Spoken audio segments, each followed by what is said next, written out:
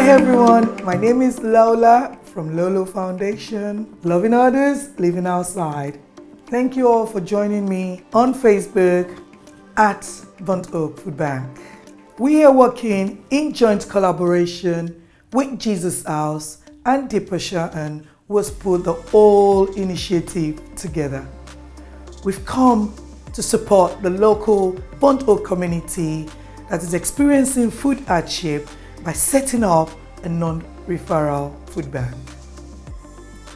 Our aim is to tailor our food packages to the different communities we have identified in Burnt Oak. Delicious home-cooked meal will be prepared by myself and delivered at the food bank every week. In addition to this, we've created a bespoke how-to guide to inspire you to create simple, delicious, awesome meal for you or your family. You can achieve this by using the ingredients you've received from the Burnt Oak Food Bank and also to educate our society on how to use best before items. So, let's run through the ingredients we will be using to prepare potato curry. This week's potato curry ingredients are onions. I love onions because it's my go-to, my first fundamental ingredient for cooking. Our second ingredient for the potato curry is garlic. I use garlic because of its flavor, its aroma, it's my go-to ingredient. The next ingredient for our potato curry is ginger.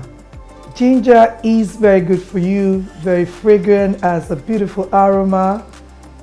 The next ingredient for the potato curry is obviously the star of the show, potato.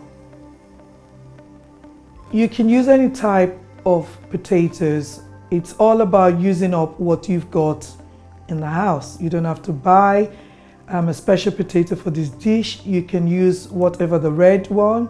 You can use the small ones. You can use the big ones, whichever you're comfortable with. The next ingredient for this dish is the chilies. I love chilies. I love the heat. I love the spice.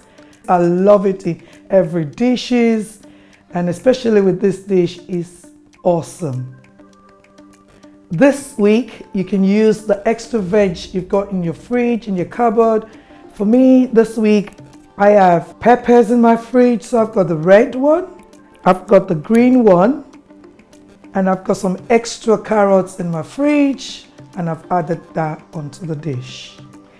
These are the spices I've used for my potato curry. I've got curry powder, I've got my bay leaves, I've got my coriander seeds or powder, I've got my cayenne pepper, I've got my garam masala, I've got my paprika, and I've got my cumin powder. I've got my lovely big King Edward's potatoes. I'm going to peel it and I'm going to chop it up or cut it into cubes. I'm adding potatoes into boiling water with some salt for the chickpea curry and for the chicken potato curry. So I'm going to start by using a little bit of sunflower oil. I'll let that heat up for a few seconds. Then I start throwing in my onions, my ginger, the garlic goes in as well. And now I'm just putting all together. I'm going to now saute this for 3-4 minutes. Now I'm going to add bay leaves into my sauté onions, and I'm going to leave that on for another minute or so just to infuse into the onions, the peppers, the ginger, the garlic. I am going to add a tablespoon of coriander powder. I'm now going to add a teaspoon of paprika,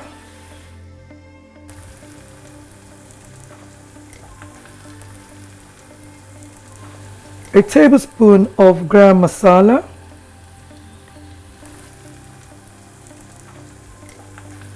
a tablespoon of cumin, and a teaspoon of cayenne pepper. I am going to add a tablespoon of curry powder. And finally, I'm going to add my vegetable seasoning, and that will be a tablespoon as well.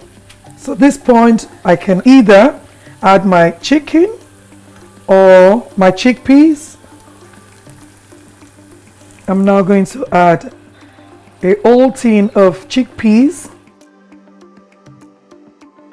You can see the colors, the spice, the aroma, the cumin, the coriander, the garam masala. Now we're going to check the potatoes and see if they're thoroughly cooked. I'm happy with that. It's thoroughly cooked. I'm now draining the potatoes.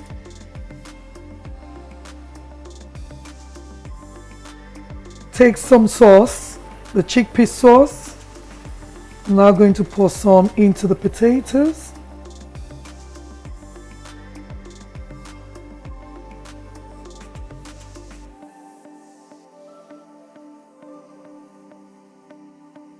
Remember the bay leaves earlier? I'm going to take it out because it's done its job.